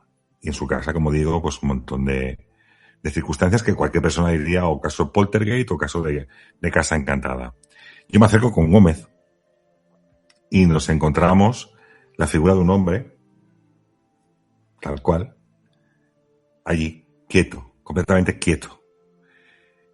Y entonces Gómez se acerca y le pregunta y le dice que él es el padre de la supuesta entidad, vamos a llamarlo de alguna forma. A ver, voy a explicarlo mejor. Esta chica es enfermera, como he dicho. Esta chica a veces salía con la bata a trabajar y volvía con la bata puesta para poner la lavadora o lo que fuera. Esa supuesta entidad era una chica que años había sido psiquiátrica. Había estado en un psiquiátrico. Conocemos lo que pasa en los psiquiátricos, violaciones, malos tratos, es largo, etcétera. Mira, hablando de Toen, la última vez. Y digamos que esta enferma psiquiátrica arremetía contra todo personaje que fuera un médico o que tuviera una bata blanca. Y era el caso de esta enfermera. Pues la enfermera tenía siempre al padre de la psiquiátrica, es decir, el espíritu o la entidad o como quieras llamarle, para controlar que su hija, siendo psiquiátrica, no pasara de ciertos límites con la enfermera. O sea, de alguna forma la protegía. Protegía a la hija y a la enfermera, de que la hija no pasara ciertos límites porque estaba tan psiquiátrica, estando en vida y estando en muerte, que, bueno, yo recuerdo incluso que hubo un momento que esta psiquiátrica apareció y se le enfrentó a Gómez y le dijo a Gómez, dice, pues esta noche voy a tu casa a tocarte las narices. Y además, te lo prometo, de verdad que esto fue así, le vi que hacía como el intento de acercarse para darle una hostia y me lo quedé viendo, pues, ¿a quién le vas a dar una hostia al aire? Pero te lo prometo, de tal y como lo estaba viendo, o sea, aquí me pareció tremendo. Así que el caso es, fíjate, que había una entidad protegiendo en este caso de otras entidades, es decir, en este caso también a su hija, ¿no? Como un guardián. Sí. Claro, es que aquí no sabemos si ese realmente, esa figura que María ve, puede ser ese guardián que no permite que los dos mundos se crucen. Podríamos hablar de un guardián, ¿no? De este tipo. Sí, yo por lo que en ese punto con Gómez he experimentado mucho con él, digamos que hay unas leyes también en ambas partes, ¿no? Aquí tenemos unas leyes y en la otra parte también hay leyes, y esas leyes nunca se pueden cruzar. Claro. Yo creo totalmente en eso. Yo creo que sí que hay unas leyes y que por eso no se dan este tipo de visiones. Yo le hacía una pregunta al padre, ¿no? Y yo le decía, oye, ¿y qué ocurriría si tú en el momento de que María ve estas cosas, tú estuvieras ahí con ella? Y él me dijo, yo estuve muchas veces ahí, ¿no? O sea, estaba ahí y sí sentía presencias. No las podía ver, ¿no? Pero dice que sí que alguna vez alguna sombra, encenderse de la luz, ¿no? Cosas así, que incluso él llegó a pensar que fuera María y llegaron a poner cámara. O sea, que no piense la gente que fue, no, es que la niña me contó esto, ya me asusto y ya está, y esto es todo. No, o sea, soy muy creyente en estas cosas y me lo creo todo. No, todo lo contrario. Los padres, antes de pedir ayuda, pues bueno, pues se fueron al psicólogo con la niña, después le pusieron cámaras para ver qué hacía la niña, y ahí es cuando se dan cuenta que la niña se pone a bailar, a cantar, a saltar a la comba, o sea, e interactuando con alguien que no está allí, ¿no? Entonces es cuando creen, o sea, se asustan más, ya no porque crean que son espíritus, sino porque creen que la niña realmente está sufriendo algún cuadro psiquiátrico que no pueden controlar, ¿no? Yo creo que es el momento de recordar el vídeo que hemos puesto en un primer momento de María. Yo creo que es el momento oportuno de colocar ese audio.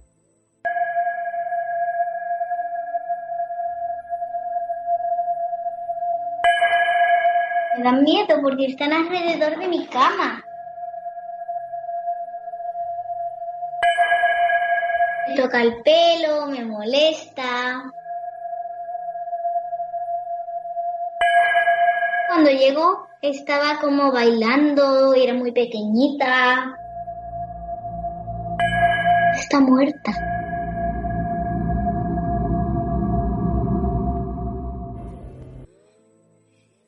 Yo creo que...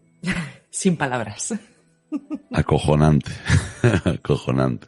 Qué bien vamos a dormir todos esta noche. Pues sí.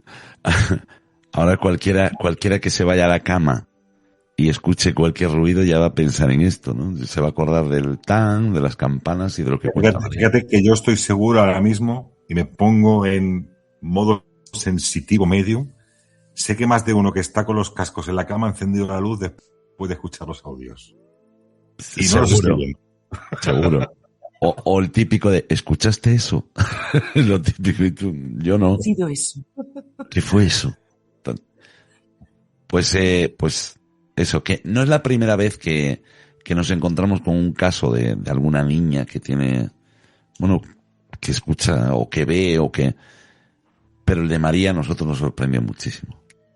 Muchísimo. Desde luego, para seguir la pista, la pena es aquello que como dices tú, ¿no? Que tienes aquella entrevista, hemos hecho unos cortes de audio para que más o menos entendáis los conceptos que se explicaban, pero es una pena no tener el seguimiento de esta cría. Sí. Porque hablamos de la Paloma Navarrete y yo estoy hablando de un Gómez, pero yo creo que son de estas personas elegidas. Elegidas no, que pocas. Luego ves mucho, ¿no? En ese sentido, en publicidades y en cosas que, no, yo soy medio, yo lo veo todo y luego ve menos que nadie, pero que se aprovecha, ¿no? Y estas personas que son más humildes, que no se dan tanto a conocer. Fijaros, no se dan a conocer tanto. O trabajan de forma gratuita, como era el caso de Paloma Navarrete en muchas ocasiones, averiguando ciertos casos con el grupo ETA, el Padre Pilón, y que de alguna manera están ahí para ayudar. Y tengo que decir, por ejemplo, yo, que el señor Gómez ahora mismo está trabajando con muchos médicos. O sea, médicos le piden consejo a él de lo que está viendo de ese otro lado, incluso para tratar a pacientes. Ahí es nada. Y, por ejemplo, también voy a dar un dato. Él, cuando se ha sacado muchos estudios, ha tenido ayuda. Y hasta aquí puedo leer, ¿eh? Es verdad, es verdad. Él me lo contaba que tenía un profesor fallecido, un profesor que había fallecido del colegio y que él estaba haciendo examen, y a lo mejor se le acercaba, miraba el examen y le decía, la A. Oye, pues ni tan mal, ¿eh? No, que sí, así. Ya te digo. Y otra experiencia que además me reí muchísimo, porque decía que unos colegas suyos se fueron a hacer lo típico de chavales de 17, 18 años, se fueron a hacer la Ouija a un sitio abandonado allí, bueno, iba a decir dónde vive, en Barcelona, cerca de Barcelona, y se hicieron a hacer la Ouija y volvieron todos acojonados, y de golpe dice que ve a todos los colegas venir, acojonados, blancos, pálidos, y de golpe ve a un hombre bajito, con bastón, con boina detrás, diciendo, eso les pasa por gilipollas, que son los desgraciados estos tíos. Han venido a molestar, haciendo la tontería de la Ouija esta, a molestarnos y a tocarnos los cojones. Eso le decía la entidad al otro. Y el otro veía a los colegas acojonados, completamente pálidos, y al abuelo detrás con la chapela aquella, con la boina, con el gallao, con el bastón, diciéndole que eran unos cabrones. O sea, se han seguido hasta la saciedad. O sea, que esta es una realidad. ¿Por qué? Vamos a quitarle un poco ese halo tan miedo, vamos a llamarlo de alguna forma, de, pues eso, que si esas entidades son personas que han estado antes en mi vida que luego están en ese otro lado, pero que no dejan de ser esas mismas personas. Fíjate, yo siempre he pensado que esta es una capacidad con la que todos nacemos, pero por algún motivo, ¿no? Cuando somos niños, ya a muy temprana edad, la perdemos, y otros no, otros se quedan con ella. Es que yo creo, yo estoy convencido de eso, ¿eh? Yo sí, o sea, tú fíjate cuántos amigos invisibles hay por ahí, ¿no? De los niños que ya está hablando con el amigo invisible. Claro, porque la vida es un aprendizaje y tú no puedes tener siempre las respuestas. Claro, pero fíjate que empezábamos esta charla, ¿no? Y yo os decía, si después da tiempo os cuento algo, ¿no? Fijaos, yo cuando era pequeño, al lado de mi casa, muy cerca, había un parque donde hay una capilla. Y yo siempre me iba a jugar, o sea, quedábamos los amigos para jugar a la pelota allí, pero yo, como vivía tan cerca, pues yo era el primero que llegaba, ¿no? Y yo llegaba, imaginaos, vamos a poner un ejemplo, a las 4 de la tarde, y yo siempre me encontraba un niño allí, rubito, o sea, parecía nórdico, pequeño, yo qué sé, pues si yo tenía 8 años, pues él tendría 5 o 6, con una mochilita, apoyaba la mochila, y sin dirigirme la palabra para nada, se ponía a jugar conmigo a la pelota. Y estábamos allí, pero hasta que empezaban a llegar mis compañeros. Y el niño, en el momento en que veía que hay unas escaleras, veía que subían las escaleras mis amigos, o alguno de ellos, el niño cogía la mochila y se iba. Me sonreía y se iba. Entonces yo durante muchos años, yo pensé siempre que ese niño pues era un niño que iba al colegio y que cogía el autobús o así. Pero ya cuando fui adulto me di cuenta de que lo que yo estaba viendo no era ese niño que cogía su mochila y se iba en autobús, básicamente porque allí no había ningún colegio. Eso y que hacía aquel niño allí solo, porque recuerdo que nunca me habló y que nunca se cruzó con mis amigos. Es decir, siempre se iba cuando ellos venían. Entonces, a día de hoy pienso que una de dos, o yo jugaba solo, o jugaba con alguien que de vez en cuando rondaba aquella zona, ¿no? Aquel lugar. Y ahí se quedó, ¿sabes? Pero ese amigo, o sea, yo si lo viera ahora por la calle lo reconocería a ese niño. O sea, yo diría, aquel es el niño con el que jugué, ¿sabes? Pero porque me quedó muy grabada su cara. Sabes que esta noche va a ir a visitarte el niño, ¿verdad, Eduardo? Pues que venga, que le hago unos sándwiches. Pero sin mochila, ¿eh? Sin mochila. Sin mochila. No, fijaos, yo después de tantas cosas, ¿no? Y no es porque sea un gran experto, porque yo creo que experto no hay nadie. No. Simplemente somos curiosos, ¿no? Que curioseamos, trasteamos y buscamos y tal. Pero yo, después de tanto tiempo, creo que le tengo más miedo a los vivos que a los muertos. Sí, desde luego. Yo creo, como decía antes Raúl, ¿no? Que fueron personas que estuvieron aquí, y además que creo que cuando se van al cielo o a donde se vayan, porque no sabemos a dónde se van realmente, cada uno con sus creencias, ¿no? Pero que cuando se van no dejan de ser el mismo cabrón o la misma buena persona, que son exactamente iguales. Y si en el otro mundo eran unos varosos, pues van a ser unos varosos siempre, ¿no? Y que si eran buena gente y simpáticos, pues siempre te van a soltar una sonrisa, te van a contar un chiste, ¿no? Eso es algo que yo siempre he dicho y de lo que estoy convencida, lo que has dicho tú. O sea, cuando una persona ha sido buena en vida y agradable, estoy segura de que después lo sigue siendo. Y si eres un cabronazo, pues lo vas a seguir siendo también. Totalmente. La muerte no te cambia, solo te transforma. Exactamente, pasas a ser energía y punto.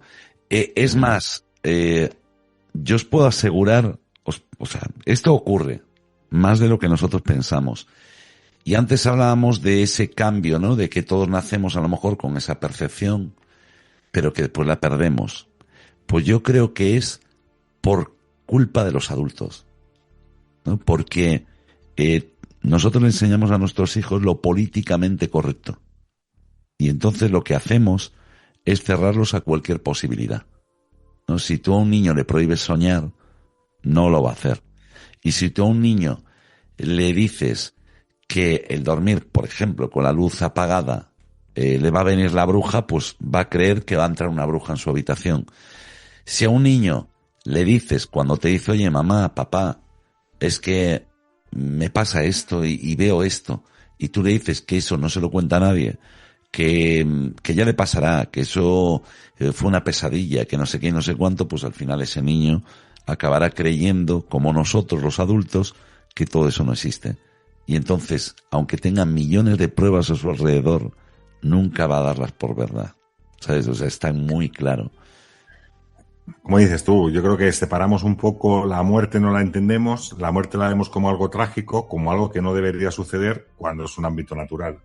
Exacto. Fijaos, mira. Alejamos a nuestros pequeños de esa muerte pensando que les hacemos un favor, cuando lo que estamos haciendo es todo lo contrario, es crear una ansiedad ante la muerte. Al igual que se nace, uno muere. Quiero decir, es ámbito natural. Es decir, nadie queda permanentemente. Aunque duela. Evidentemente. Pero esta es una realidad. Entonces sí que es cierto que desde que hemos tachado la muerte como lo malo, pues fíjate, cuando hablas de la muerte hablas de lo malo. Nadie habla de lo bueno. Uh-huh. Si todo el mundo entendiera que la muerte es bueno, ¿cómo actuaría también el ser humano? Claro. ¿Viviríamos tanto? ¿Lucharíamos por vivir? Posiblemente no. Es que hay muchas cuestiones, que muchas leyes no escritas, como hemos dicho antes, que no se deben cruzar. Es que y que esto está ocurriendo todos los días. Posiblemente todos recibamos alguna señal de vez en cuando, pero ya no está dentro de nuestras creencias o de lo que políticamente nosotros creemos lo correcto, ¿no? Entonces, mira, os voy a contar un caso que esto es acojonante. Estamos en plena emisión en Radio Tui. Esto fue por el 2013 o 14. Estamos ahí tal en directo, nosotros emitíamos 3 horas, de 12 de la noche a 3 de la madrugada. Estamos hablando y de repente nos escuchamos un de la policía. Entonces el técnico de sonido se asoma y sí que era costumbre que la policía siempre pasaban por el estudio, nos pegaban un silbazo, ¿no? Como diciendo, estamos aquí, os estamos escuchando. Y nosotros siempre mandábamos un saludo a la policía. Bueno, pues esa noche pegan un silbazo, o sea, un sirenazo. Y bueno, se asoma el técnico, lo saluda y tal, y de repente vuelven a pegar otro. Y ve que el coche no se mueve. Entonces le dice, claro, él abre la ventana, nosotros estábamos en la pecera, o sea, él está en la pecera, nosotros estábamos en el estudio, claro, nos escuchaba y el técnico, que se llamaba Adrián, le dice, hola, ¿qué pasó? Y le, ¿sabes? Por si pasara algo. Y dice, no, ¿cuál es vuestro teléfono? Y le dice, es este, y tal, y le da el teléfono. Y llama un señor en directo, camionero, y nos cuenta una de las historias más espectaculares que yo escuché en mi vida. Y es que después lo corroboramos. Y tiene que ver con una niña también. Ellos compran una casa, un matrimonio compra una casa y tiene una niña de 5 años. Esta niña, desde que viven en esa casa, le cuesta muchísimo dormir. Y le dice que hay gente que la molesta todas las noches. A los padres, ¿no?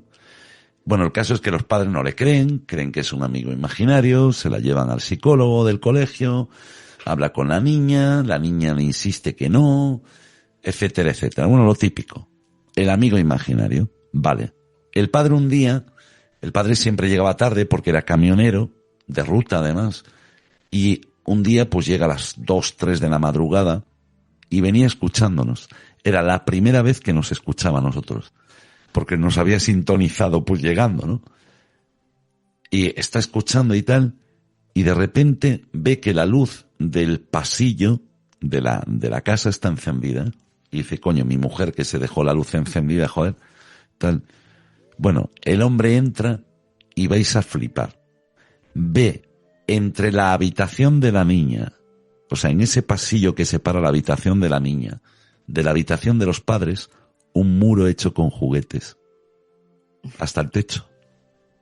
Entonces el hombre entra gritando, llama a la mujer, grita tal, la mujer que tenía un bebé, se levanta, miran eso, se cogen a las niñas y se largan de la casa, porque el padre decía, era imposible que mi hija apilara todos sus juguetes hasta el techo, porque no le llega.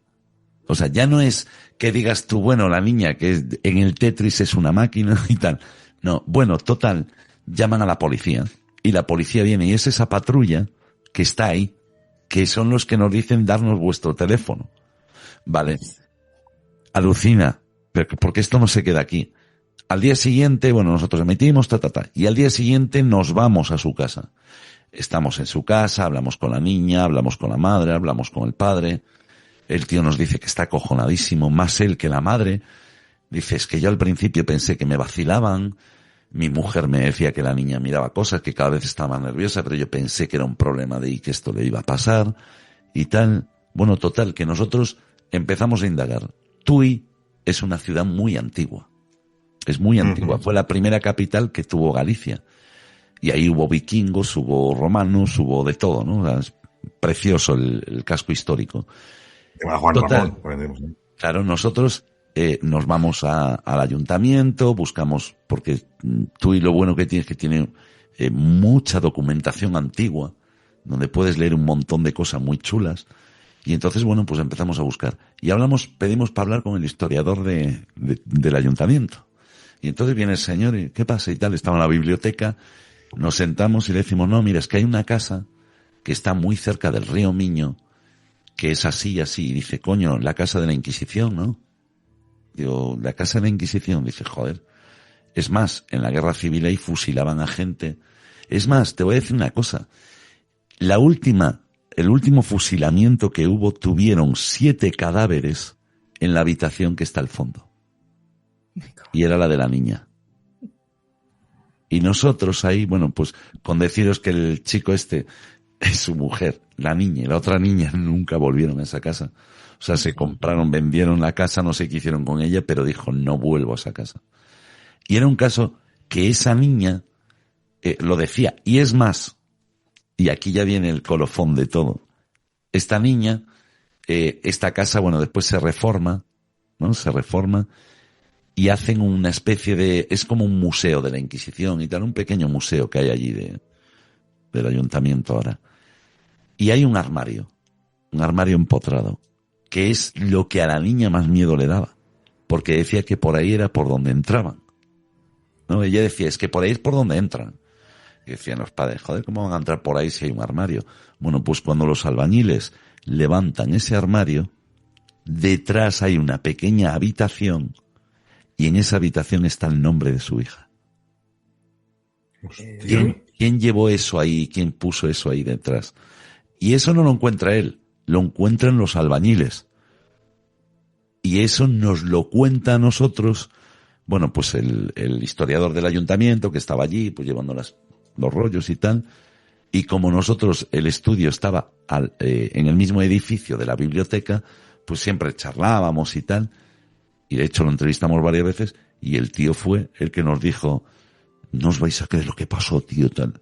Y era un señor incrédulo total, o sea, el tío más escéptico del mundo. O sea, si no lo ponía en la historia, no existía. Pero el tío nos llegó a decir, acaba de pasar esto. Y nosotros, hostia.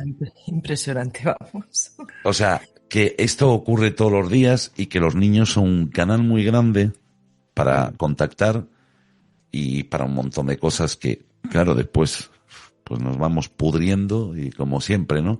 Tú naces siendo bueno y al final o eres un cabrón o eres buena persona, es la verdad. Sí, ¿sabes? totalmente. Es así. Entonces, bueno, que eso que hay que tenerlo en cuenta. Que duerman todos muy bien esta noche. Sí. Y que vigilen a sus hijos. Esta es de las noches que todos van a dormir y que van a mirar a sus hijos en cuanto un niño en estos días diga, papá, he visto, yo creo que cualquier nebulero de estos va a estar acojonadito perdido. Pero bueno, Eduardo, muchísimas gracias por asistir, por estar otra vez más en Nebula. Y de hecho, tenemos que decir a los nebuleros que tenemos un proyecto así en directo o de una charla así Sí. que va a ser en directo. Porque esto que escucháis está enlatado, has dicho antes, ¿no? Como se Sí, decía en la radio. sí, Enlatado. falso directo, enlatado. Falso directo, enlatado. De hecho, estamos en el mes de diciembre grabando. No, mentira. Pero sí que es cierto que vamos a hacer un directo. Así que estaros atentitos porque vais a ser partícipes, porque podréis participar. Yo creo que en esa charla, Eduardo, pueden participar a nivel del chat, que nos podéis mandar también mensajes al WhatsApp. Los ponemos reproducir en ese momento. Yo creo que puede quedar chulo. Y yo creo que está bastante cerca de que hagamos esa charla. Y que puedan entrar en directo y contarnos sus experiencias, que eso es lo más importante, ¿no? Que compartan esto con nosotros. Que no tengan miedo. No hay que tener miedo. Así que nada, lo dicho. Estáis escuchando, ¿veis? La radio, el podcast es mágico. Estáis escuchando ahora mismo esto y nosotros estamos ya en Barcelona, nada más y nada menos. Sí, a estas horas ya, Cuando nos estén escuchando, estamos en Barcelona ya. Estaremos ya en Barcelona, de caminito mañana. No, caminito no. No, caminito al Magic mañana. Pero nosotros estaremos ya, cuando escuchen esto, estamos ya allí. estamos en Barcelona. Así que nada, oye, que quedamos en eso, que me parece impresionante este caso de María. La pena es perder la pista de estas luces dentro de esa oscuridad, porque estas son las personas que yo creo que no solamente dan luz a los que están al otro lado, sino que a veces, por ejemplo, en las condiciones que nosotros no tenemos explicaciones, también nos dan luz a nosotros, ¿no? Y quizás, fíjate, sean un faro, quizás para la familia, en este caso de Lucía, quizás pueda ser un faro incluso para la familia de Marta del Castillo, pero haría falta que se pusieran de alguna forma en serio y en condiciones y escucharan realmente no a todos los que dicen serlo, sino a los que no dicen serlo, pero al mismo tiempo siempre aciertan. Así que nada, nos vemos pronto, ¿no, Eduardo? Claro, cuando vosotros queráis. Además, hablando de niños, tenemos un caso ahí pendiente que tenemos que contar. ¿No? Sí. Del que hemos estado hablando antes, que vamos, Sí. si estáis flipando con los casos que nos está trayendo Eduardo, con ese, vamos, va a ser la leche. Eso sí, recordar, encender la luz antes de poner los cascos cuando aparezca Eduardo, porque el miedo... Preparad los quitamiedos para por la noche. Eso es. Ajos encima de la mesita, crucifijos, algo, etcétera. Bueno, pues encantado de tenerte, Eduardo. Muchísimas gracias a vosotros por invitarme. Nos vemos prontito. Un placer, como siempre. Y nos vemos prontito. Cuando queráis. Pues buenas noches y un fuerte abrazo. Boas noites desde Galicia.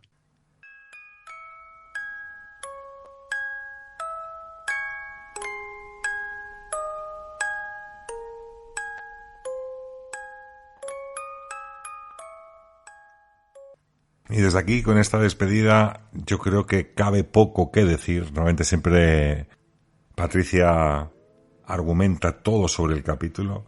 En ese momento yo creo que ha habido tanto que va a ser difícil el hecho de reflexionarlo todo en 1 minuto, 2 minutos de contexto de lo que ha sido el capítulo.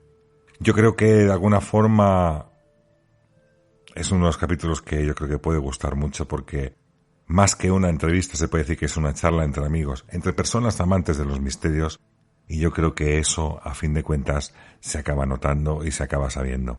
Así que nada, Patricia, muy buenas noches. Quizás nos escuchamos la semana que viene algo más cansados de Magic, ¿no? Por supuesto, la semana que viene estaremos aquí de nuevo, os contaremos qué tal nos ha ido por el Magic. Y bueno, pues después de este capítulo de hoy, ¿qué me queda deciros? Que durmáis bien, si podéis. Y como siempre decimos, tenéis métodos de contacto para explicarnos vuestras historias, vuestras sensaciones, lo que os dijo un amigo, lo que os dijo un familiar, aquella situación anómala que habéis vivido. De verdad, poneros en contacto con nosotros. Hablaremos del tema, lo discurriremos, entraremos al trapo. Y desde aquí, solamente me queda deciros que desde el cielo, desde el universo más bien, hacia la tierra, estaremos aquí para narrar y escuchar esos misterios que tanto nos gustan y tanto nos apasionan. Muy buenas noches. Está muerta.